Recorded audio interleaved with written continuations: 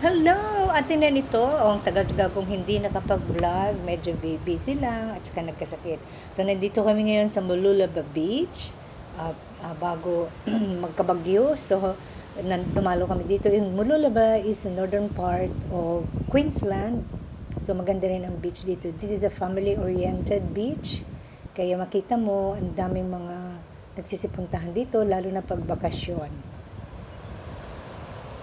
It was a very good day, kaya makita mo ang ganda ng tanawin kasi maliwanag siya at kahit yung mga taong nagsisipaglakaran hindi nakasombrero, pero summertime kasi dito.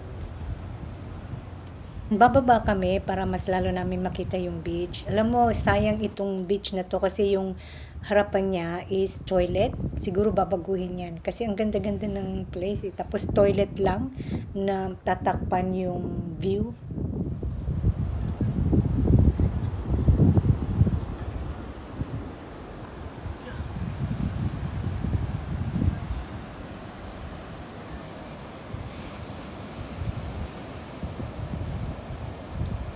Ayan, ang daming nagsiswimming, oh. Pero yung alon, napakalakas. Okay lang sa kanila yan. Very adventurous sila.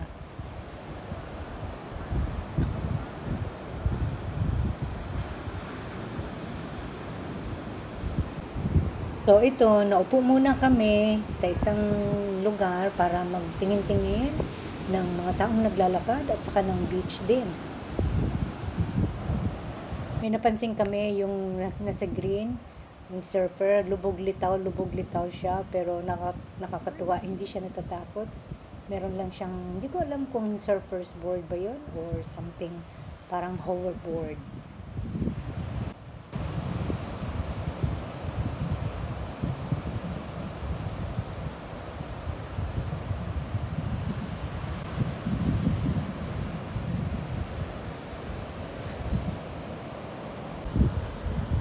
Ayan, ang daming naliligo. Hindi naman holiday, pero ang daming mga turista siguro yan, taga-ibang bansa. Naligo sila. Tuwa-tuwa sila sa alon. Napakalakas ng alon.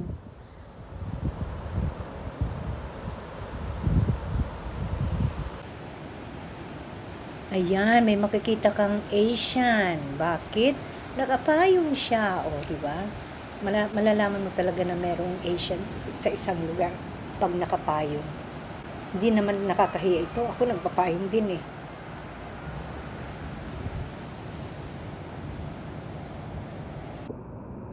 Ayan, itong pamilyang ito, tuminto sila sa lugar kung saan maglalagay sila ng shade para dun sila magstay at maligo o kumain kung ano man yung gusto nilang gawin. Kaya yan, tinan niyo yung mister. Nagpo-put up siya ng shade. Parang nilalagyan na lang buhangin para pabigat. Hindi madala ng hangin.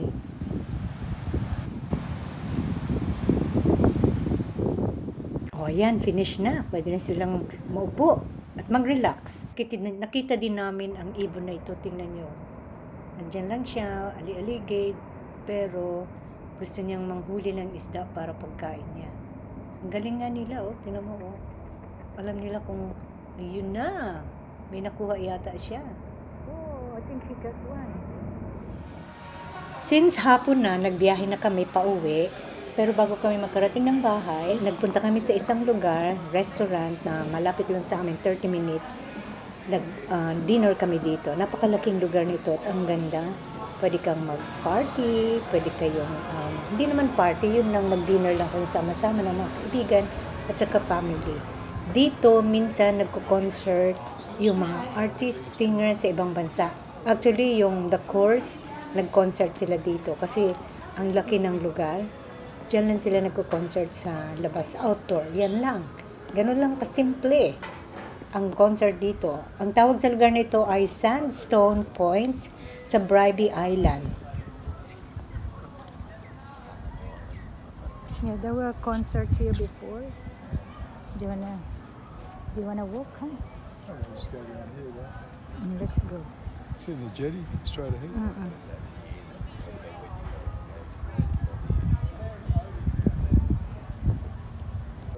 O, papunta na kami sa jetty. Mag-explore kami ng lugar na ito.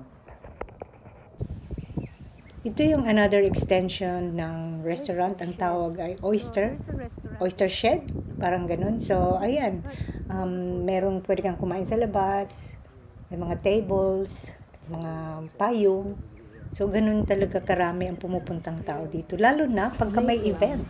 So, ito na yung jetty. Ayan, medyo mahangin lang. Pero ito yung loob ng Oyster Restaurant. Ayan. So, ito din, may mga tables. So we need to have photo. Medyo low tide ngayon. Video. Oh, diba? Oh, you're right. He's going to do that. Okay.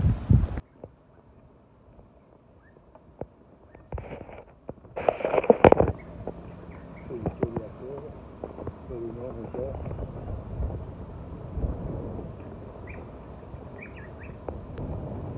Hmm. Waiting for the time. Okay.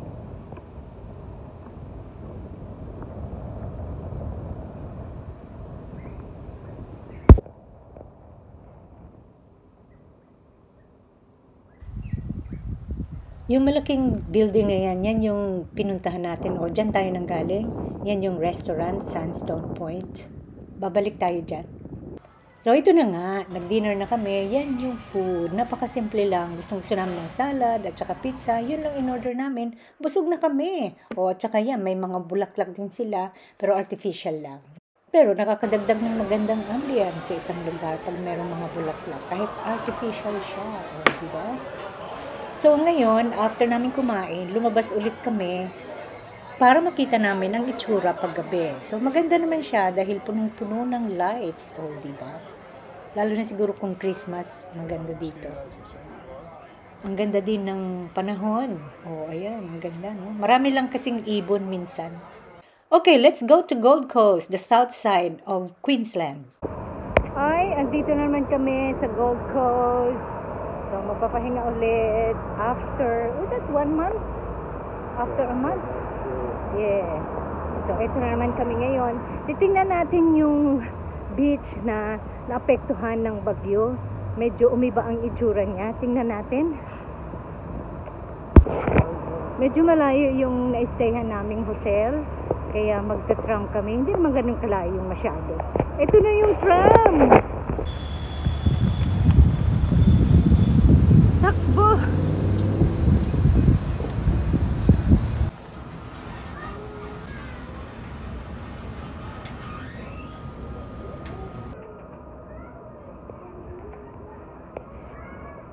Ayan, nakababa na kami ng tram at naglalakad na kami papunta ng beach. Makikita natin ngayon kung ano yung nangyari after ng bagyong Alfred. So ito, makita mo may mga kahoy pa na hindi nalilinis. Ayan. Pero ngayon, ito na tayo sa Surfers Paradise Beach.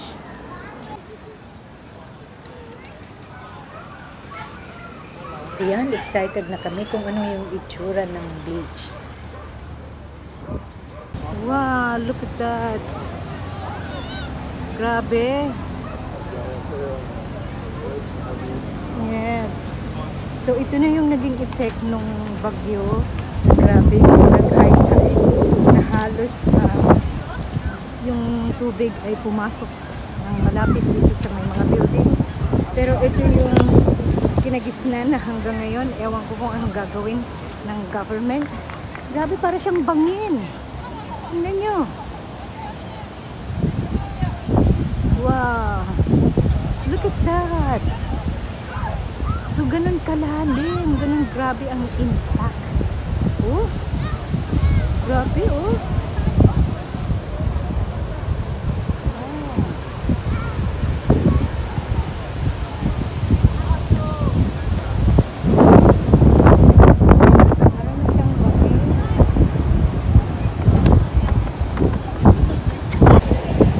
Lang yung mga tao, hindi sila masyadong bumababa. Kasi tingnan mo nga, oh. Grabe!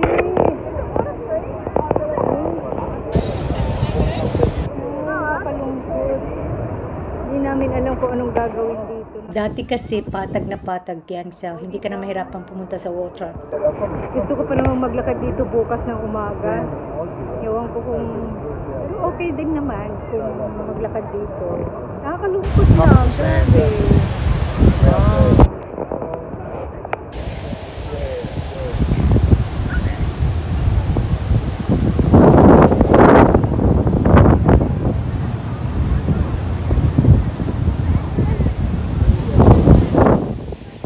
The next day, afternoon, so hindi maganda yung panahon, maulap siya, ayan yung kinagisnan. Pero marami pa rin pumupuntang mga tao. Ayan oh, medyo umuulan sa kabilang dako.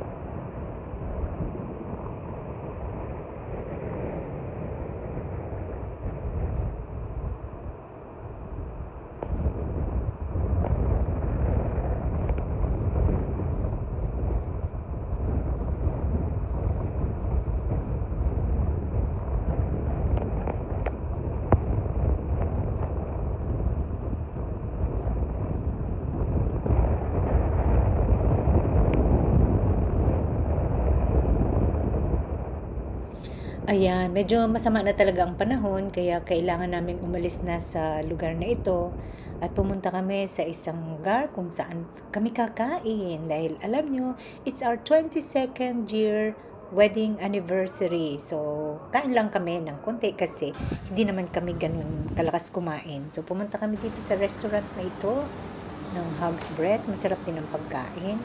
So, yun.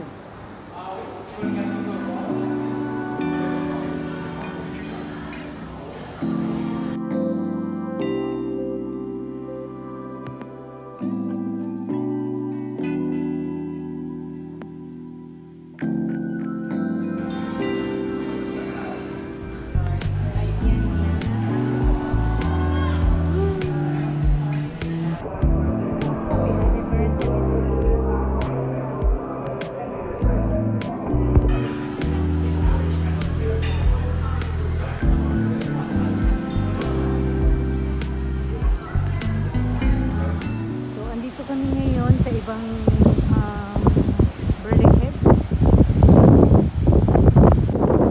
Tinitingnan namin yung iba't ibang beaches dito kung ano nangyari after the typhoon. So ito hindi masyadong naapektuhan. So andun siya, oh, wala naman siyang bangin ng katulad ng sa Surfers Paradise. Tingnan niyo ang alon, oh. So, ayun yung Surfers Paradise. Malayo-layo. Ayan.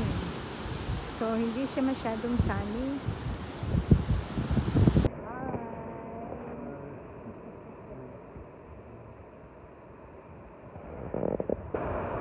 Nandito kami ngayon sa Coolangatta, kakain. Lunchtime. May baon kami.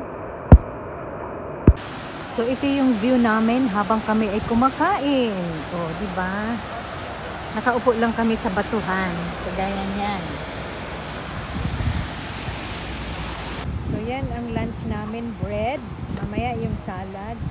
Sa akin naman, sa kanya may fish. Sa akin ay jam. O, di ba? Ang sarap.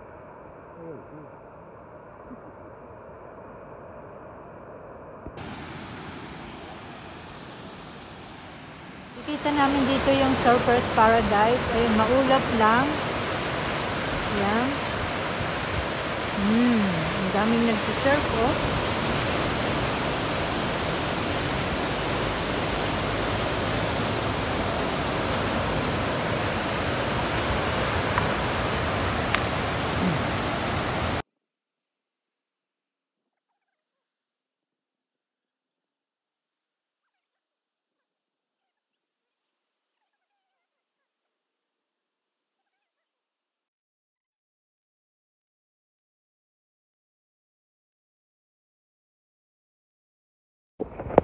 Lalakad kami papunta sa may blowhole.